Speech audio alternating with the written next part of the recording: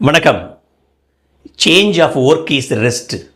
வித்தியாசமான வேலைகளை தொடர்ந்து செஞ்சுக்கிட்டு இருந்தால் மனசும் உடலும் டயர்ட் ஆகாது. சுவாமி சித்பவானந்தா. உதாரணம், நம்ம வீட்டில் கார்டனிங் பண்ணுறோம், மம்பட்டி எடுத்து நல்லா வேலை பார்க்குறோம், தண்ணி பாய்ச்சுறோம், ட்ரிம் பண்ணுறோம். சரி, அதுக்கப்புறமேல் ஃபிசிக்கல் ஒர்க் முடிஞ்சோடனே மென்டல் ஒர்க், ஒரு புத்தகத்தை எடுத்து நல்லா வாசிக்கலாம் 1 மணி நேரத்திற்கு. பிறகு அப்படியே காலார நடந்து போய் மார்க்கெட்டில் போய் இது காய்கறிகள்லாம் வாங்கிட்டு வரலாம். வீட்டில் வந்து அம்மாவுக்கோ மனைவிக்கோ காய்கறிகளை கட் பண்ணி கொடுத்து கிச்சனில் நம்ம உதவி பண்ணலாம். வீட்டில் இருக்கக்கூடிய காரு, 2 வீலர் இதெல்லாம் கழுவி சுத்தப்படுத்தி வைக்கலாம். பிறகு நம்ம வீட்டில் குழந்தைங்களுக்கு நல்லா ஒரு பாடம் சொல்லிக் கொடுக்கலாம். இப்படி பல வேலைகளை தொடர்ந்து நாம் செய்கிறோம்.